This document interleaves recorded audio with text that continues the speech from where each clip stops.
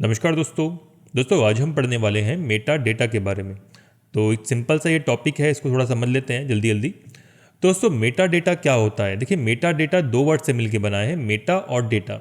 Meta का मतलब क्या होता है? जो सेल्फ एक्सप्लेनेशनरी है, जिसका खुद का जो सेल्फ अवेयर है। मतलब अगर आप यहाँ पे गूगल में देखेंगे तो गूगल में इसका मतलब क्या दिखा रहा है? रेफरिंग टू इटसेल्फ, या फिर जो एक्सट्रीमली सेल्फ अवेयर है। तो मेटा डेटा क्या होता है? एक वो डेटा होता है जो खुद के बारे में ही अवेयर होता है। तो मेटा डेटा से मतलब क्या हो गया कि ये भी एक डेटा होता है जो डेटा के बारे में हमें इंफॉर्मेशन देता है, जो हमें डेटा के बारे में हमें बताता है। जैसे कि कोई डेटा है, उसका डेटा का टाइटल क्या है, उस डेटा का नाम क्या है, उसका फाइल, अगर कोई डेटा फाइल में स्टोर है तो उस फाइल का साइज क्या है, उसमें कितने वर्ड्स हैं, ठीक है, ऑथर कौन है, उसका सब्जेक्ट क्या है।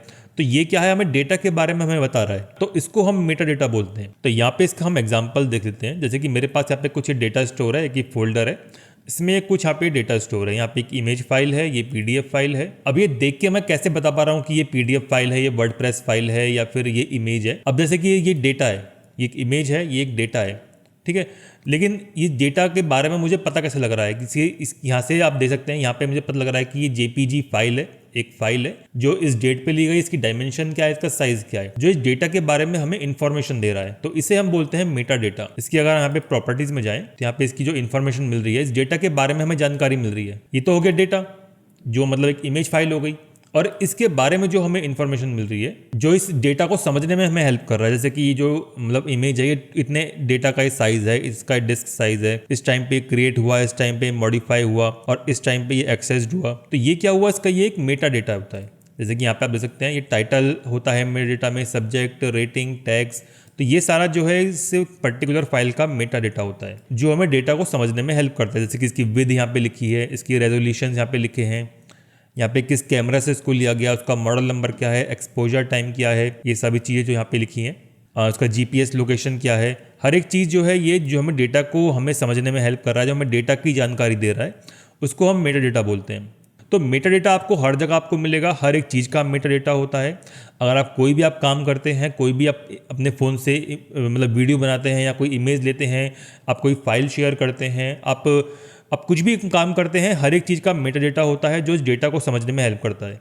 जैसे कि यहाँ पे एक फाइल है, ये एक फाइल है। अब मुझे क्या पता कि किस तरह की फाइल है? मुझे यहाँ से देख के पता लग रहा है, इसका टाइटल देख के, इसका नाम देख के, ये एक जीएसटी का सर्टिफिकेट है, इसके .pdf लिखा है, तो ये क्या है? एक पीडीएफ फाइल है। यहाँ पे इसके और यहाँ पे इसका डेटा हमें देखना है, तो यहाँ पे देख सकते हैं इसका मेटा डेटा कि ये एक जीएसटी सर्टिफिकेट है, इसका जो पीडीएफ फाइल है। तो ये हमें ये डेटा का हमें बारे में पता लग रहा है कि ये डेटा है, इस तरीके का डेटा है, तो इसे हम बोलते हैं मेटा डेटा। और ऐसे यहाँ पे इसका हम एग्जांपल देख लेते हैं। एक ये वर्डप्रेस की फाइल है, हमें पता कैसे लग रहा है कि यहाँ पे लिखा है कि माइक्रोसॉफ्ट वर्ड डॉक्यूमेंट या .doxt, ठीक है ना। तो ये हमें बता रहा है कि इस तरह की ये फाइल है, इसका ये टाइटल हो गया, ये इसका ऑथर कौन है, लास्ट सेव किसने किया था, कौन से प्रोग्राम में लिखा गया है, ये कब क्रिएट किया गया है, कंटेंट का टाइप क्या है, कितने पेजेस हैं, वर्ड काउंट क्या है।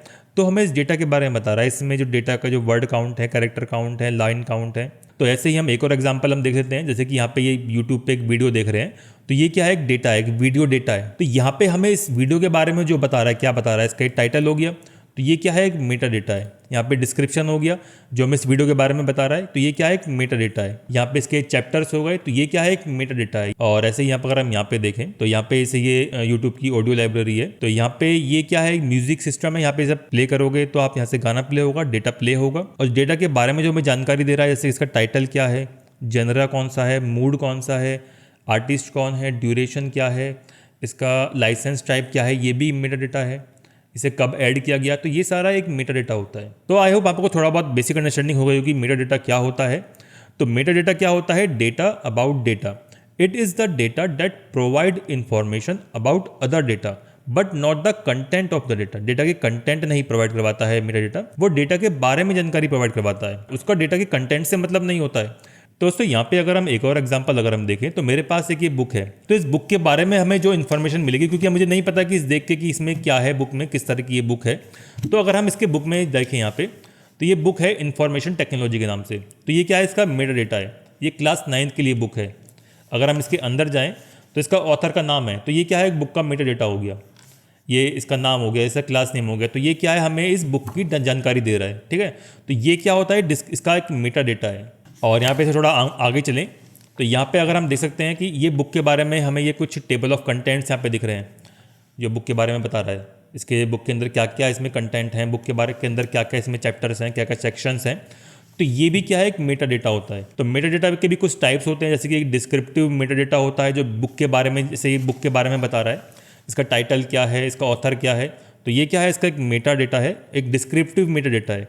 और यहाँ पे अगर हम देखें इसके अंदर जाएँ तो यहाँ पे इसके जो कंटेंट्स यहाँ पे बता रहा है, इसके सेक्शंस क्या हैं, पेज नंबर्स क्या हैं इसके, और इसके table of content, sections, indexes. तो ये सब क्या होते हैं, ये भी एक मेटा डेटा होता है। इसे हम बोलते हैं स्ट्रक्चरल मेटा डेटा।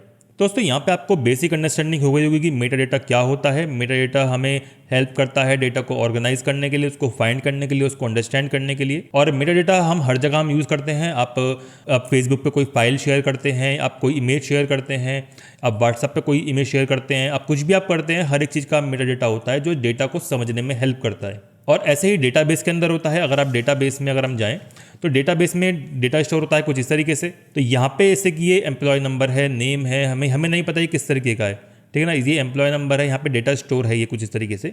तो इसके बारे में हमें जानना है, तो इसका मेटा डेटा क्या होगा। इसका मेटा डेटा जैसे आप यहाँ पे देख सकते हैं, जैसे कि एम्प्लॉय नंबर है, ठीक है, हमें नहीं पता ये एम्प्लॉय नंबर किस लिए है। तो इस डेटा को समझने के लिए हमें मेटा डेटा की जरूरत पड़ती है डेटाबेस के अंदर भी। जैसे कि यहाँ पे एम्प्लॉय नंबर है, इसका ये जो एम्प्लॉय नंबर है ये इंटीजर का है, इंटीजर में डेटा स्टोर कर रहा है।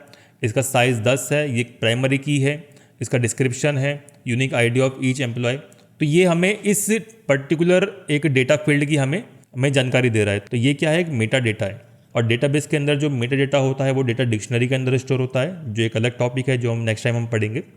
तो नेक्स्ट हम पढ़ते हैं टाइप्स ऑफ मेटा डेटा, जिसमें हमारा पहला आता है डिस्क्रिप्टिव मेटा डेटा। तो डिस्क्रिप्टिव मेटा डेटा हमें डेटा की डिस्क्रिप्टिव इन्फॉर्मेशन हमें देता है, जो हमें हेल्प करता है डेटा को डिस्कवर करने में और उसको आइडेंटिफाई करने में। जैसे कि उसका टाइटल क्या हो गया, उसका ऑथर नेम क्या हो गया, उसका फाइल का साइज़ क्या हो गया।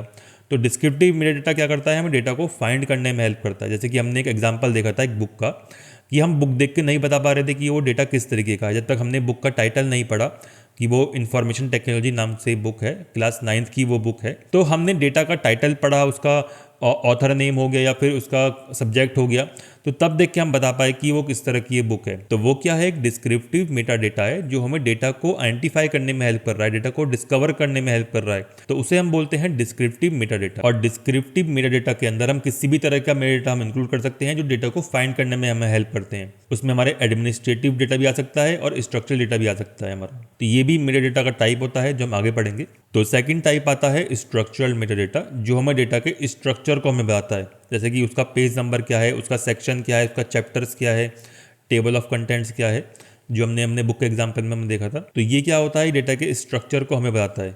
नेक्स्ट है एडमिनिस्ट्रेटिव मेटा डेटा। तो ये क्या होता है, डेटा की ओनरशिप को बताता है, मतलब ओनर कौन है, क्रिएटर कौन है, डेटा किसको एलोकेशन है, ओनरशिप के बारे में, लीज ड्यूरेशन के बारे में, लाइसेंस एग्रीमेंट के बारे में। तो ये सारी चीज़ें जो हैं एडमिनिस्ट्रेटिव मेटा डेटा के अंदर आती हैं। और इसके अंदर जो है इंटेलेक्चुअल प्रॉपर्टीज़ और यूसेज राइट्स भी इसके अंदर सब आते हैं, मतलब कि डेटा को किसने क्रिएट करा और किस तरह का वो डेटा है, उसका ऑनर कौन है। तो ये सारा जो है एडमिनिस्ट्रेटिव डेटा के अंदर आता है। दोस्तों आई होप यहाँ पर आपको मेटा डेटा के बारे में आपको थोड़ा बहुत समझ में आ गया होगा कि मेटा डेटा क्या होता है, उसके टाइप्स क्या होते हैं। तो थैंक यू दोस्तों। अगर आपको ये वीडियो पसंद आया या फिर आपको इसमें थोड़ा सा भी आपको समझ में आया तो आप मेरे इस वीडियो को लाइक कर सकते हैं। आप चाहे तो मेरे इस चैनल को भी सब्सक्राइब कर सकते हैं ताकि मैं आपके लिए ऐसे वीडियो लाता रहूँ। थैंक यू दोस्तों।